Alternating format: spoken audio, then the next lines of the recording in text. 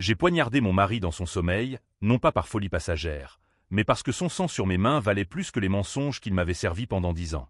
Ma belle-mère, cette vipère aux ongles laqués de rouge, m'avait chassé de notre appartement parisien comme un vulgaire insecte, prétextant la naissance de son précieux petit-fils, alors que mon loyer de 5 600 € mensuel, fruit de mon labeur solitaire, ne comptait pour rien dans son calcul égoïste.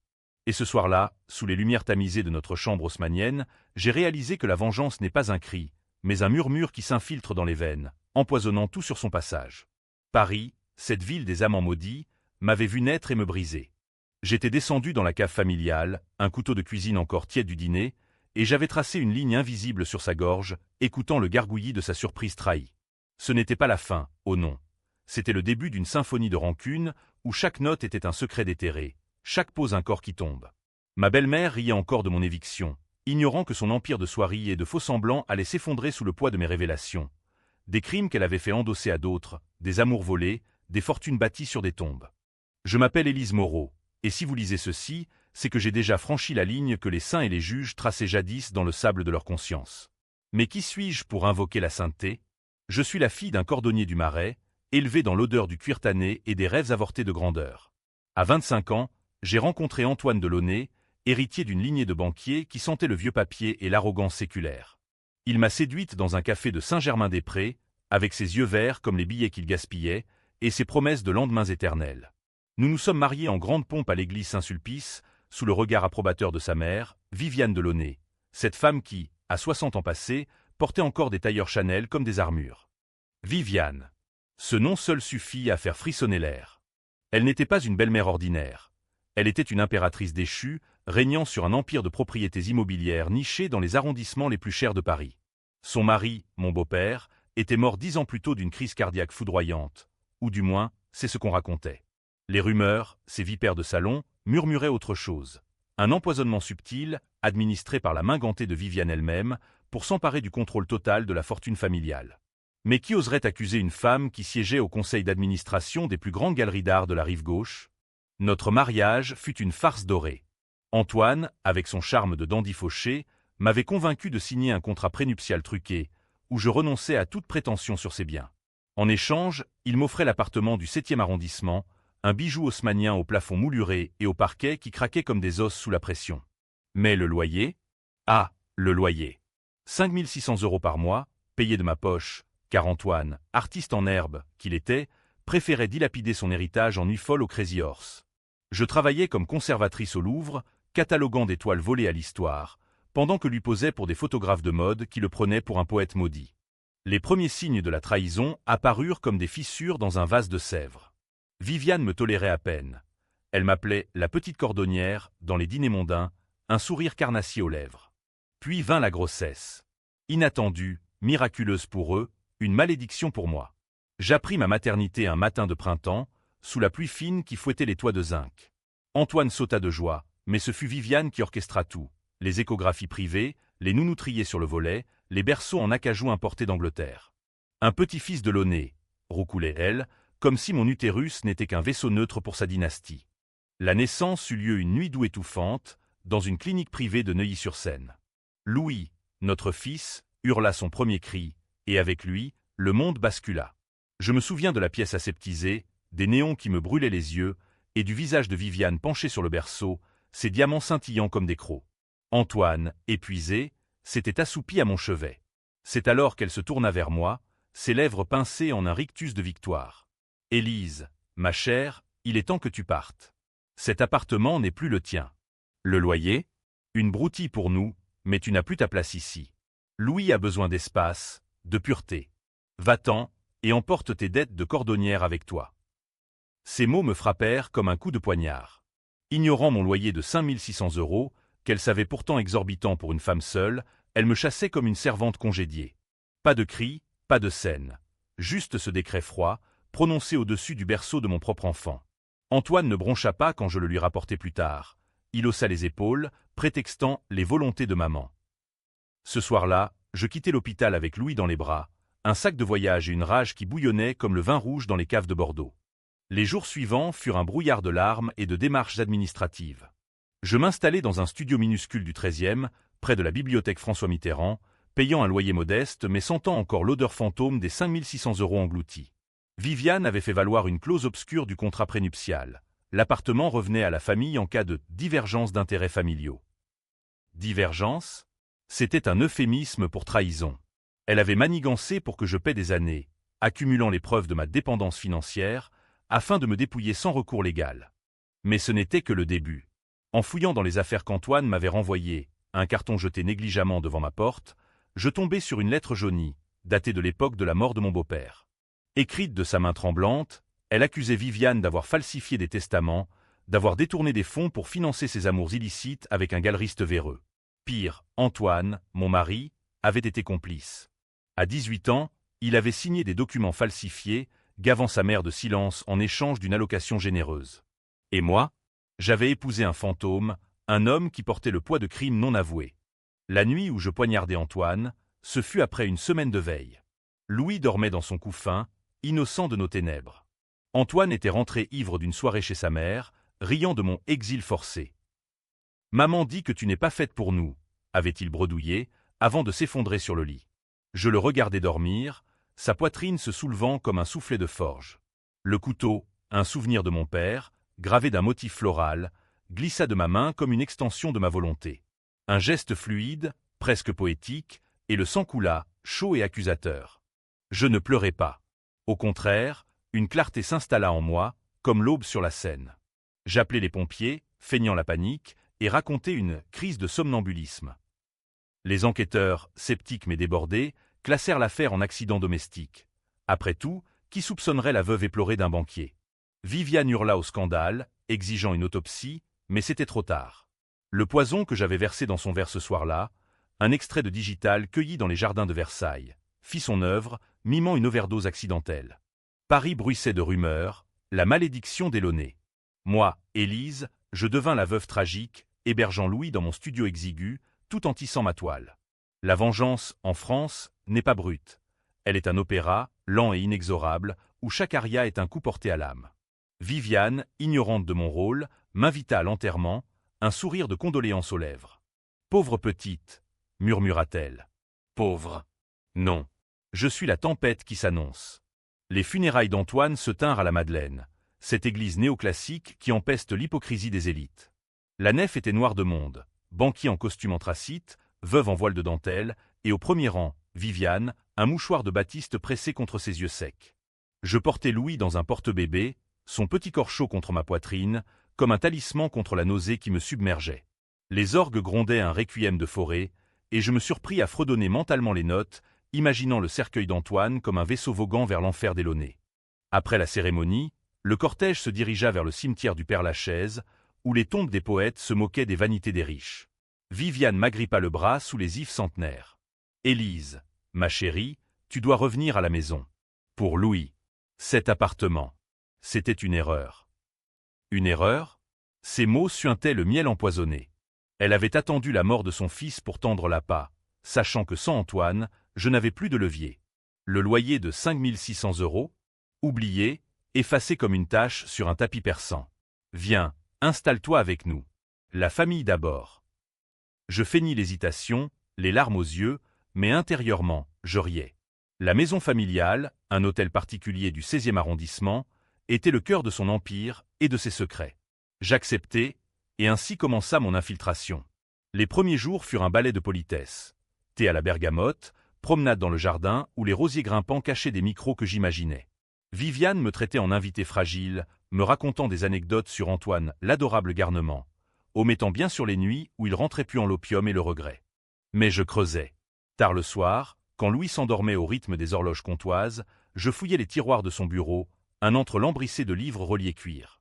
Là, je trouvai le premier fil, un dossier bancaire, jauni par les ans, détaillant des transferts occultes vers un compte suisse au nom d'un certain Victor Langlois. Victor, le galeriste, l'amant de Viviane, mort mystérieusement dans un accident de voiture en 2015. Coïncidence? Non. Les dates correspondaient à la crise cardiaque de mon beau-père. Viviane avait financé les vices de Victor avec l'argent familial, et quand le scandale menaça, elle avait fait taire les deux hommes, l'un par le poison, l'autre par un freinage défaillant sur l'autoroute A6. Pire encore, Antoine n'était pas innocent. À 16 ans, Il avait surpris sa mère en flagrant délit avec Victor, dans la serre du jardin. Au lieu de hurler, il avait monnayé son silence, une allocation mensuelle, et plus tard, l'appartement du 7e comme cadeau de mariage. Mais il y avait plus. Un testament falsifié, où mon beau-père léguait tout à Antoine. Sauf que Viviane avait ajouté une clause secrète, faisant de Louis l'héritier direct à sa majorité.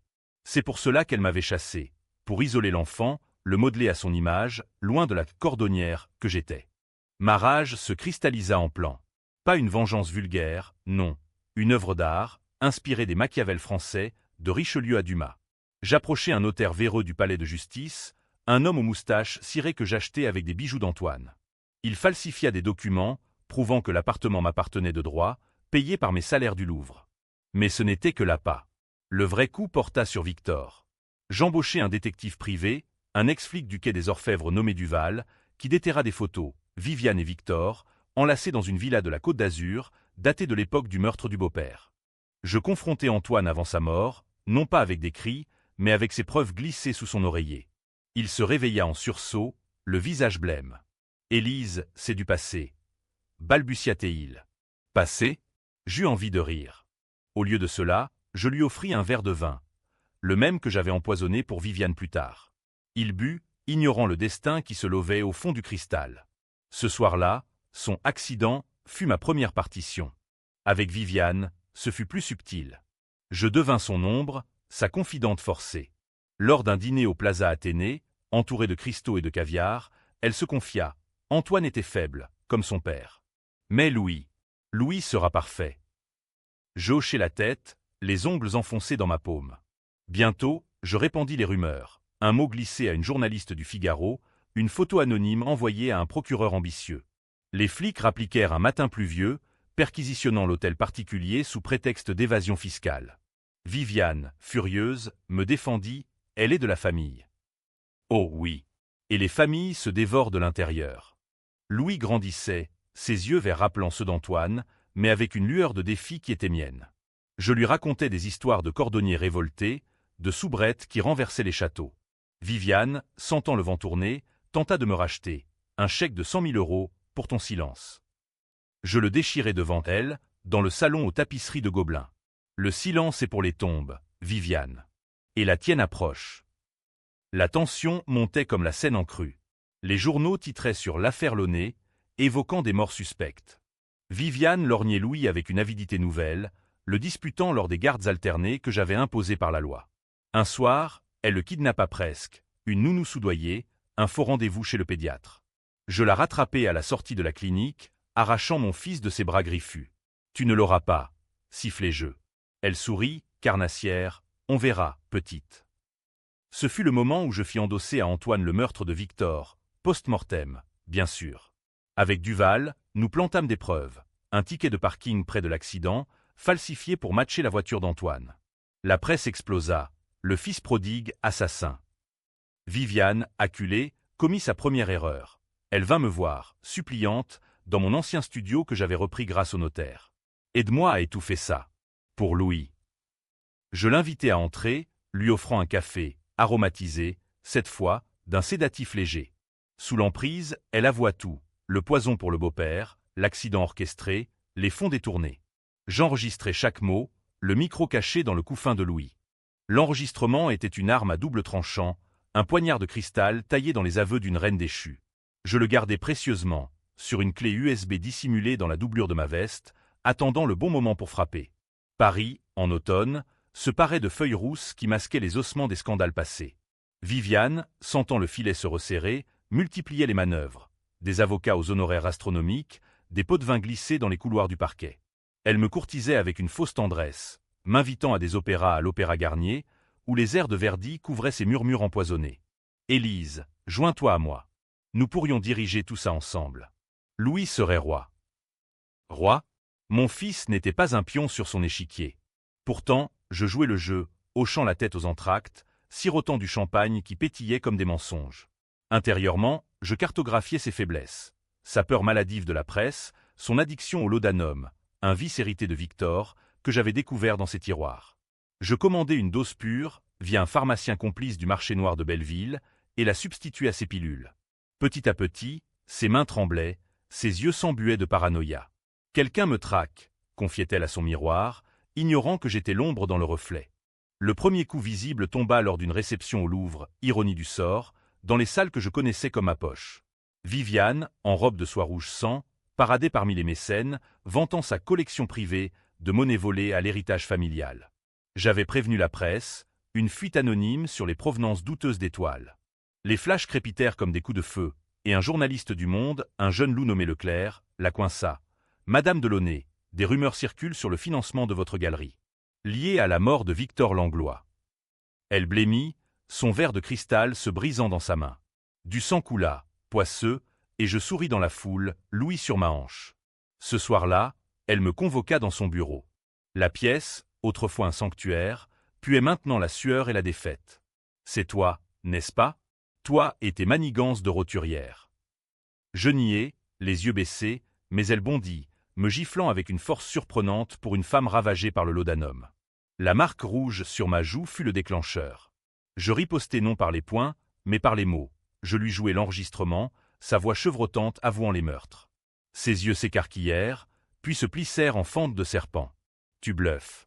Et si tu parles, Louis paie. » C'était sa tactique, l'enfant comme bouclier. Elle avait déjà engagé des détectives pour me surveiller, documentant mes instabilités.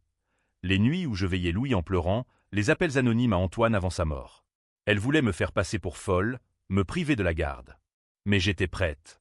Avec Duval, nous avions compilé un dossier béton, témoignages de voisins sur les disputes, relevés bancaires prouvant mes paiements loyers intègres, et surtout, l'ADN sous les ongles d'Antoine, planté pour suggérer une lutte, mais en réalité, une preuve de mon innocence. La contre-attaque fut magistrale. Je portai plainte pour diffamation, citant l'enregistrement comme pièce à conviction. Le juge, une femme austère du tribunal de grande instance de Paris, ordonna une expertise. Viviane paniqua, commettant l'imprudence fatale.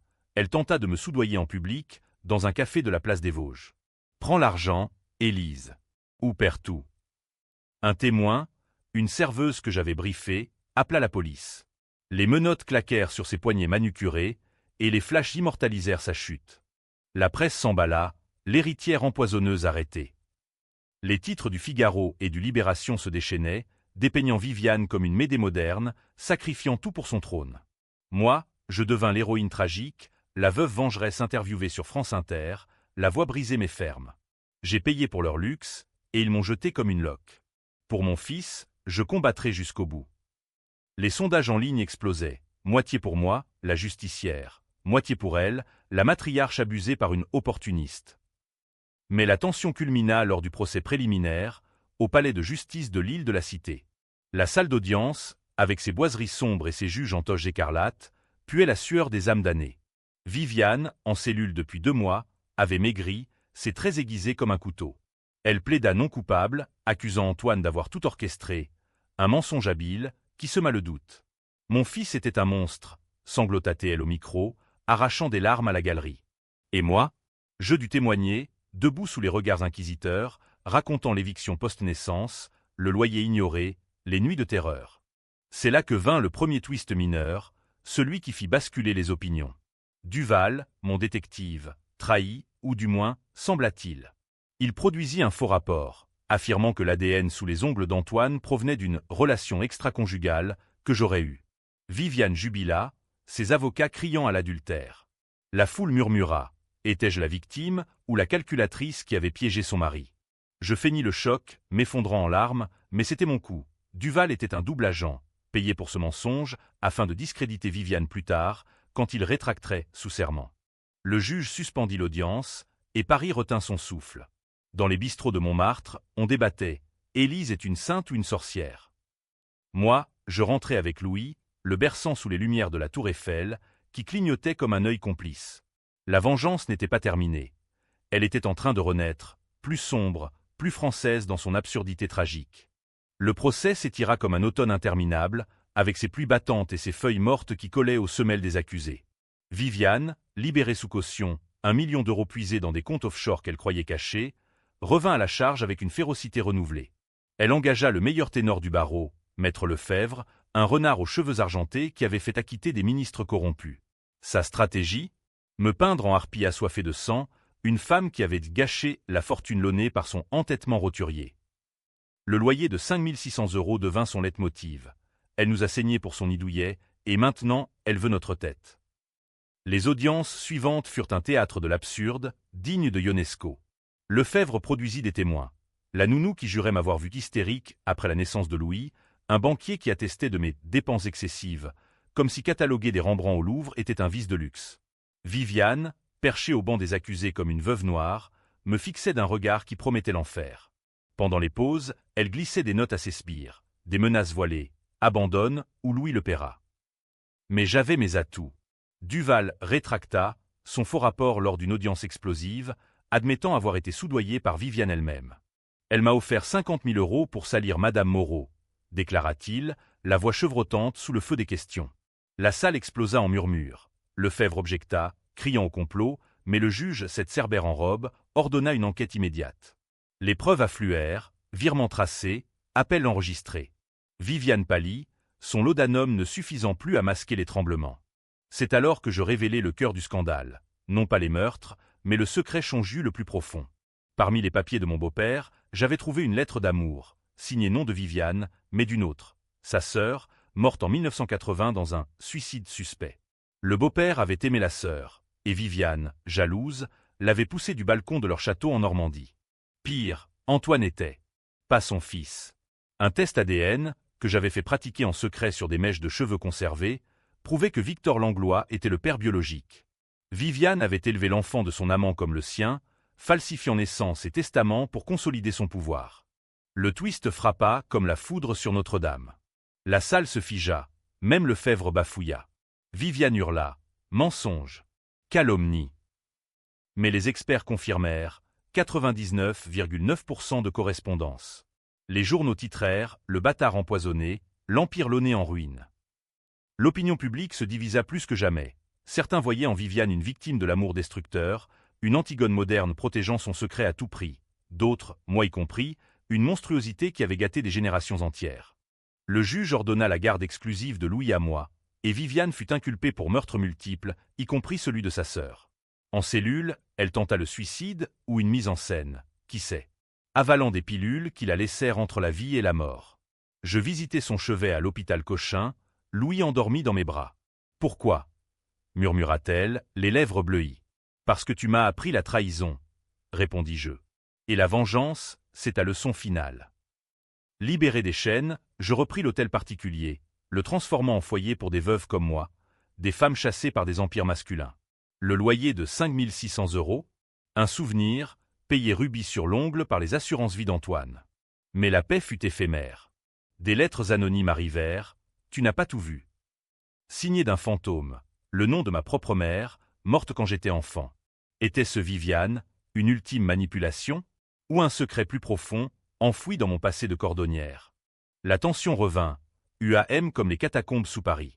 Louis, à 2 ans, commença à poser des questions, où est grand-mère? Je souriais, mais la nuit, les cauchemars me hantaient, Antoine saignant, Viviane ricanant. La vengeance, je le compris, n'épargne personne. Elle ronge l'âme du vengeur comme un acide lent. L'hiver enveloppa Paris d'un manteau de givre, transformant la Seine en miroir brisé où se reflétaient nos fractures. Le procès de Viviane s'ouvrit enfin, un cirque médiatique sous les voûtes gothiques du palais de justice. La foule se pressait aux portes, des badauds aux intellectuels de Saint-Germain, débattant dans les cafés enfumés. Élise est une justicière ou une parricide? Car oui, l'opinion avait viré. Avec la révélation sur la paternité d'Antoine, certains me voyaient comme la destructrice d'une lignée, une Ève maudite qui avait arraché le fruit défendu. D'autres, plus nombreux, acclamaient ma poésie vengeresse, citant Balzac et ses illusions perdues. Viviane, amaigrie mais toujours altière, plaida la folie, une tactique française classique, invoquant les passions romantiques pour attendrir les jurés. J'ai aimé trop fort, gémit elle, des larmes théâtrales roulant sur ses joues poudrées. Lefebvre déroula un récit poignant, la sœur jalouse, l'amant volé, la nécessité de protéger l'héritage. Mais j'avais le dernier mot.